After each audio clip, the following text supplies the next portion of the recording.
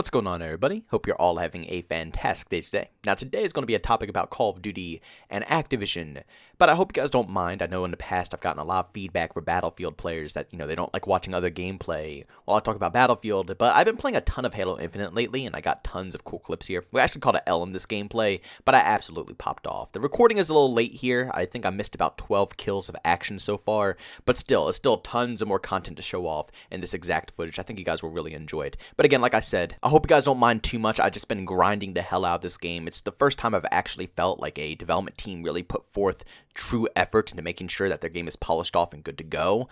And it just feels absolutely wonderful. But I like to use this game as proof, because right here shows that when a development team has enough time to put out their project, when they have enough time to, put everything together, the game will release good. They pushed this game back, I think a couple of times, right? About 2 times, maybe it was only once, but they pushed the game back initially because clearly it wasn't ready to be released. And the community was absolutely outraged, but at the end of the day, that was good for them, because as you see here, even though they pushed it back a little bit, they were comfortable enough with the experience, knowing that they had that extra time, that they were still able to polish off the whole game, and they released it to us a month early, and it's phenomenal. It works better than both Vanguard and Battlefield 2042 combined. And this is something I've been chanting for years now. A lot of people have been watching me since the beginning know I've been preaching this.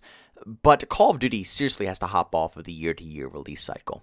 Even if they want to keep all the development teams on board, which is how they produce the year-to-year life cycle, these teams need a little bit more time to produce these games. And yes, I think they get about 2 to 3 years in between. Just because they release every single year doesn't mean the development team has 1 year. No, they, like I said, they have each team on these games working on different individual titles, because that allows each team to have multiple years in between each launch. It just makes it easier on them. But at the end of the day, I think it's proof enough here that Call of Duty or the development teams, either they're slacking like crazy and they're not getting their job done and they're completely ignoring the project that they're working on here, or 2, they need more time than what they're previously putting forth. Now, honestly, I can totally see the developers slacking on these games because it is Call of Duty and they know for a fact each year people are going to buy the game. They don't have to update anything. They don't have to innovate on anything, this, that. They could literally just copy and paste a game every single time, push it out, and people will buy it. So I think in the back of their heads, they know that they don't have to put forth that much effort. But still, at the end of the day, watching how Sledgehammer Games is communicating with their,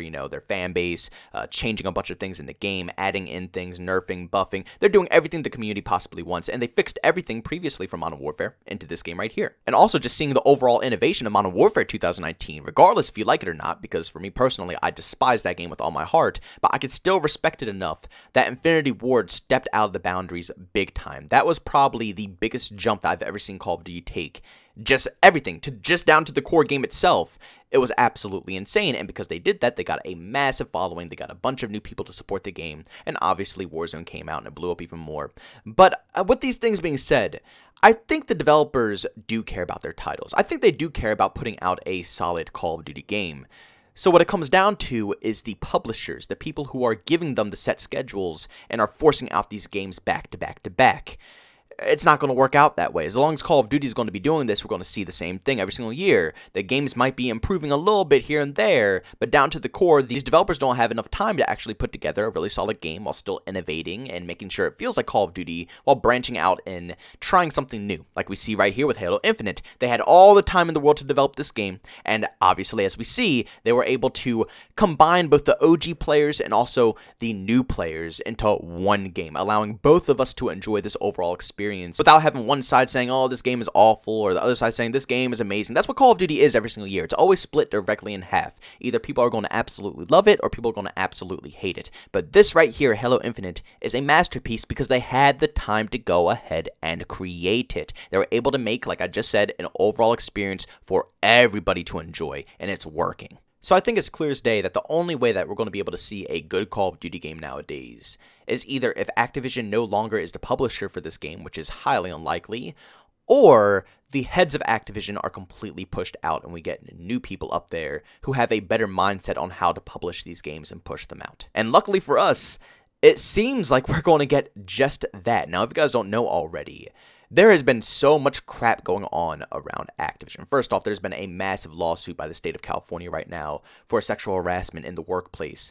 But that's not just all. If you guys didn't know, the head of Activision, all the way at the top, Bobby Kotick, went ahead and told, I think, some female that if she was going to go ahead and open her mouth about any of this stuff, that he was going to actually kill her. It was going to be a very serious problem here.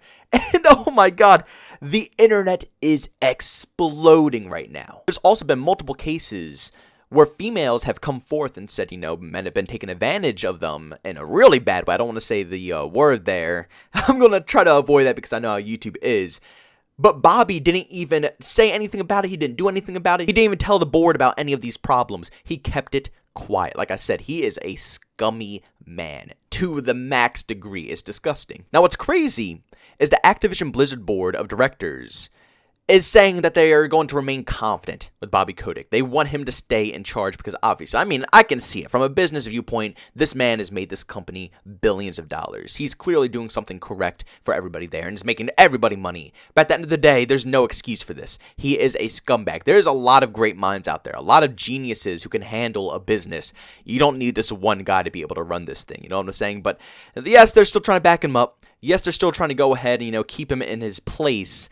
But again, more good news, the shareholders, or the overall shareholders, are demanding that he resigns from the head of Activision. That is absolutely insane. They're also calling for the retirement of 2 other board members. Their names are Brian Kelly and Robert Morgado, I believe is how you pronounce his last name. And they're calling for them to retire as well.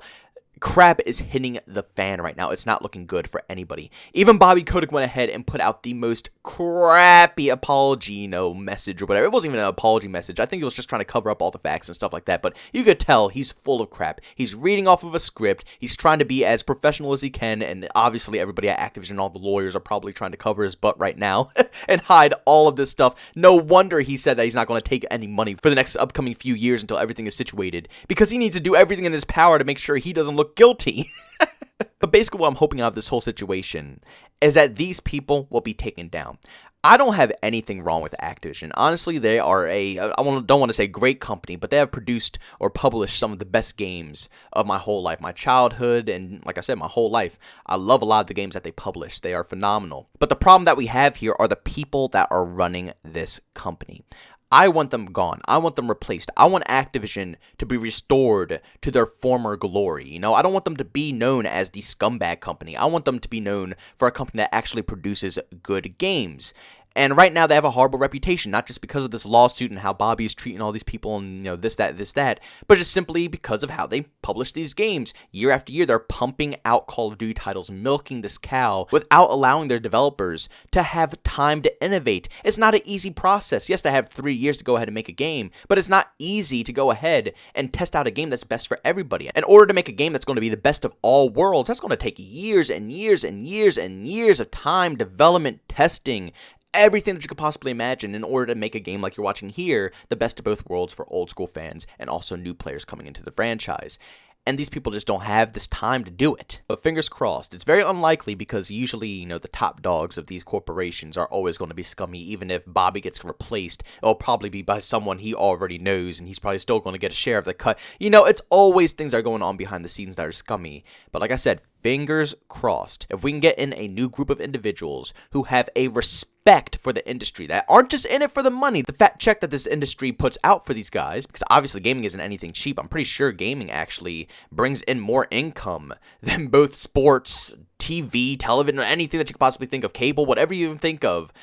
Gaming is outbeating everything. It's one of the biggest sources of media, so yeah, it's going to attract a lot of scumbags, but if we can get someone who respects the games that they put out and respects the developers and their time that they want to sink into these titles and will allow them to produce something good, we could truly see a fantastic change for Call of Duty. If we could just take an extra year, a little break in between of a COD game to allow these developers to just have that little bit of extra time. It might not be much and it might not be anything to them, honestly, but even a tiny bit of extra time could go a long way for a lot of these people, because the majority of them are always having to go through crunch periods where they have to rush a bunch of these titles out, and by the time that these games are launched, you could tell that they've been rushed because they're not even complete, they haven't been polished. It's almost like they haven't even touched or played the game. But ladies and gentlemen, please do me a favor, go down in the comment section and leave your opinions down below. What do you think about this whole situation? Do you think Activision is screwed, or do you think Activision has a bright bright future, and Bobby will be replaced with some better individuals who are actually respectful to their employees, and we can actually see some really good Call of Duty games being produced. That's what I want. I want to see Call of Duty return to its former glory. I want the good old days of COD to come back. As we see here, it's proof. It's not impossible to bring back the classics that we all know and love. Call of Duty players aren't crazy because they're screaming for the things that we used to have.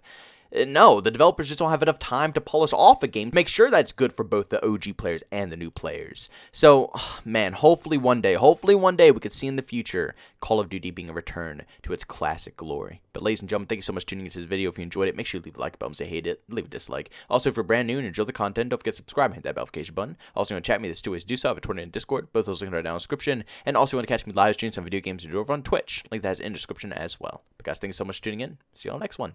Peace out.